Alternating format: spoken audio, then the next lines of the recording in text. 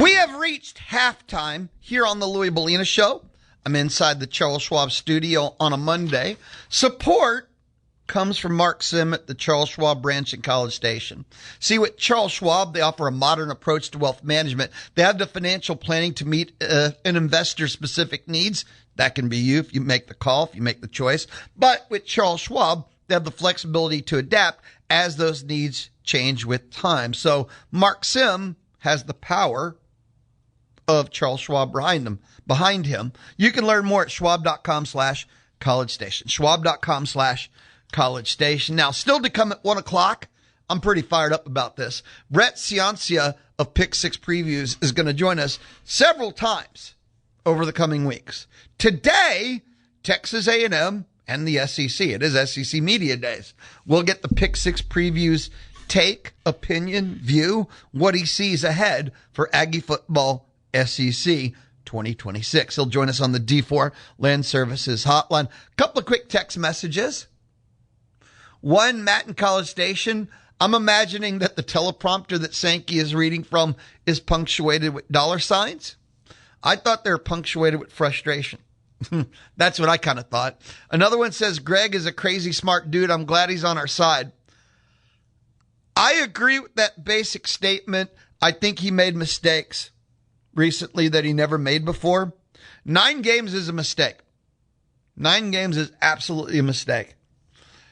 I think he got outmaneuvered by the Big Ten a couple of times recently. 9 games on paper. I mean, look at this. We're going to see every team and play everywhere over, is it a 4-year cycle? And it's great for the fans. And remember, they're doing it for the student athletes, so they'll see all opponents and go everywhere. But we live in a time that everything is about leverage and money.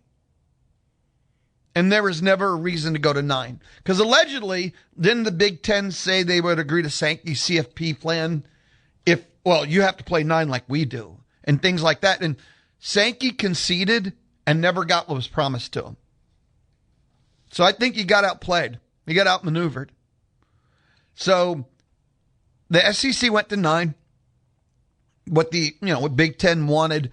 And then the Big Ten said, and we want 24 teams, not your 16. Like, the SEC dominated the old format, dominated with 8, and you went to 9, increasing the difficulty, more likely to have more of your teams not make it at 8. That's kind of a fact. And you didn't get what you agreed to. That doesn't make him less of one of the greatest commissioners that ever walked the planet, but recently, I've just seen him outplayed a time or two, and it's all by the Big Ten. He is crazy smart, dude. I am glad he's on our side, but would be how I would say that. SEC Media Days. In our first hour, ESPN.com questions per team, CBS Sports per team, and we did a heavy A&M Texas thing. I did want to jump a couple of A&M opponents, things that caught my attention. Oklahoma, will John Mateer rejuvenate the offense? Before he got injured, all the Heisman talk around him. But before he got injured, I was kind of clear on my criticisms about him. Now, did he ever get back to 100%? Because the offense never recovered even after he came back. I kind of thought once they had tape on him and tape on that offense, because remember, it wasn't just him that was new to OU. They hired his OC from Washington State with him, Ben Arbuckle. I just thought once they got tape and he faced a better quality of opponent, that offense, throwing line drive scuds and 50-50 balls was only going to work so long. They faced better opponents. And I think that's going to be the number one answer for them. Like, define, they're over under 7.5, which is insane. I'll take the over, but 8-9, I can't stand their offense, and I can't stand watching Mateer play quarterback. He's got the scramble escapability. He is a playmaker. I guess I should give credit at that level where it's deserved. But against any, I'd say, upper-level defense, he doesn't make reads. He just kind of chunks it. Man, was it Satane, though, wide receiver? That's the quarterback you chunk it at. Throw it in a zip code. But then he'd forget he had him for 2.5 to 3 quarters. Everything Oklahoma equals kind of like A&M. How much you buy into the quarterback, right? If you buy Mateer stock, they're 10 wins a lock, actually. If you don't buy Mateer stock, I guess you take the over on 7.5, but 8 wins. It's so simple with Oklahoma football. And here's the thing. Brent Venables takes so much heat. I'm one of those that, pile on the heat. He's had 2 10-win seasons in his first 4 years. Now, they went 5-7 2 years ago, right? So, I guess you don't want your extremes. Losing records are unacceptable at OU, no matter how many 10-win seasons, because you have no trophies. Yay, 2 10-win seasons and no rings, no trophies, no plaques, and a 5-win season mixed in. And that's the thing. You can't have your extremes be that extreme. Very straightforward. So do you buy Mateer? Yes or no? Answers the question of what you think OU is going to be. South Carolina, I saw the sentence was how hot it is in Columbia. I think if he has a winning record, they keep Beamer forever. But yeah, if he had another losing record this year, I think they might finally let him go. But last year absolutely was the wrong year because there were so many openings. You look at what happened at a couple of jobs where there was a reality check. I think Arkansas was a great example. They thought they could compete for the Golishes of the world, and they had no chance. John Summer, no chance. So they settled for Ryan Satterfield. If South Carolina would have entered the market, that had no chance to get an S or A tier coach. Maybe if Beamer doesn't get it done this year, and when you consider all the change last year, they could have a chance to get a really great coach. Sometimes you have to think about what's available. But here you go. If Lenore Sellers is healthy, and Kendall Browse has been a great OC at all stops, they should be better. I saw that one quote that they could be a top 15 offense in the country. Well, their offensive line would have to improve dramatically. Not a little bit. Exponentially. They went 4-8 a year ago. Could they go 8-4? Sure. But I don't know if that's pop the champagne time. But as far as how hot a seat goes, 8-4 and he might get a contract extension. 8-4 might not, seriously when I say that.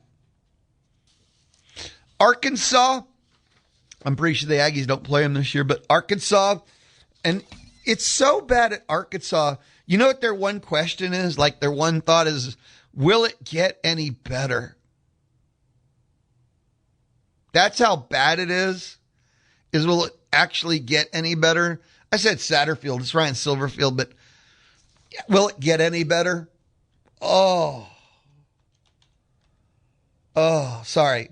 But that's how rock bottom they are.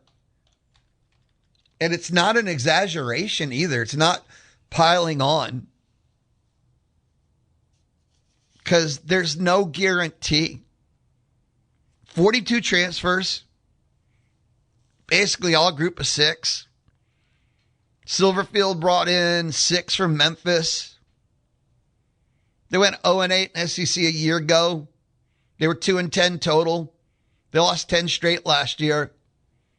There's just no reason to buy Arkansas stock.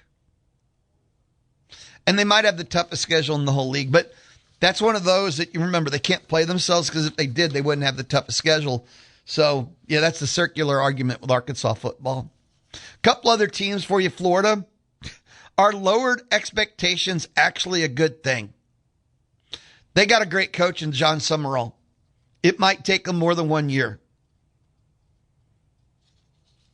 But at Florida, I wish I really knew what that NIL commitment is, because a lot of these conversations, quotes, statements like that, if Florida has a Texas or LSU level NIL war chest, he can win next year. And I mean college football level, playoff level. And that's the story that now about rebuilding. It's not give them 3 classes, 4 years. If you have the NIL level, 2 portals and you can be in the Natty. If you have that level money to be crystal clear. If not, it's maybe never, to be honest. He can recruit himself in 2 years to be a really nice program. But you have to have portal money to be a college football playoff program. Because in recruiting, there's hits, there's misses, there's normal attrition. To overcome those, you portal it.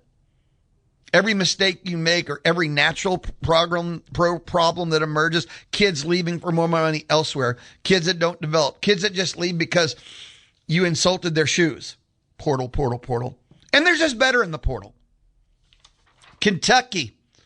And this is something, Aggies' first SEC opponent, week 3, will A&M's O-line beat JLD line. So early in A&M, will the stellar transfer class lead to immediate turnaround? Because there's people who think Kentucky can go 6-6, which for Kentucky, huge turnaround.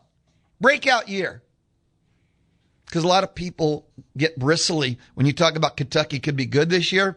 And no one said college football playoff good or 10 wins, but 6-6, 7-5 good, which would be incredible in year 1, right? Will Stein get a contract extension out of that? They had the number 11 transfer class. Number 11. Got Kevin Minchie from Notre Dame to play quarterback. Stein is an incredible play caller. Now, he doesn't have the talent he had at Oregon, but then again, he was a top 15 offense when he was at UTSA, so maybe he doesn't have to have only top-level talent. So anyway, that's a little inside secret of why I'd have a skosh of optimism at Kentucky. They had a number 11 transfer class. The Missouri one is fascinating. Is 2026 finally the breakthrough year? What are they breaking through? 8-0 against unranked teams, 0-5 against ranked programs last season. Missouri is 0-16 against SEC teams with a winning record in the league. And that was according to Pick 6 previews. Worst mark in the SEC. But where are they supposed to break through? The expectation that others put on Missouri or the reality of who they are? I've always thought that Missouri does great for who they are. They're a team that's out of place. They should be in the Big Ten. They don't have a recruiting base. They don't have a foothold in any state. The fact that Missouri has a winning record in the SEC, that they're not an Ole Miss, that they're not Kentucky. I always want to give Missouri credit for accomplishing what it does, as opposed to where are they supposed to break through to? They're not Alabama. They're not Georgia, Texas. So again, that's a narrative based upon someone else's expectation versus the reality of who I think Mizzou football is. In my opinion, again. Will they finally break through to what? I guess your perception of Missouri shapes that concept. Now, when we return, the lunch hour of the Louie Bellina Show, we got to wrap things up. Brett Cianza at 1 o'clock joins us on the Deep Land Services hotline. We'll get the Pick 6 preview, their opinion of the world. Still Creek Mechanical Air Conditioning. They don't think that it's a luxury. They think it's what you deserve. And it's Still Creek Mechanical, Aggie owned and operated. They've been serving the Brazos Valley for over 20 years. It doesn't matter. Do you need fast repairs? Still Creek Mechanical. Routine maintenance? Still Creek Mechanical. Maybe, and you know it's time, a brand new system? Still Creek Mechanical. Right now, you can get $100 off of repairs. And all you got to do is go, Louie Bellina Show. Louie Bellina, The Zone. You mention any of that? $100 off of repairs at Still Creek Mechanical. Set up your AC consultation today. You can do it at stillcreekmechanical.com. Websites, you got time to check it out. Stillcreekmechanical.com. And you can always give them a call at 979-595-4253. That's Still Creek Mechanical. Call them. 979-595-4253. The Money Machine. The Money Machine. The Money Machine. Back to school. Your next chance to win $5,000 begins July 27th. That's unbelievable. At Zone1150.com.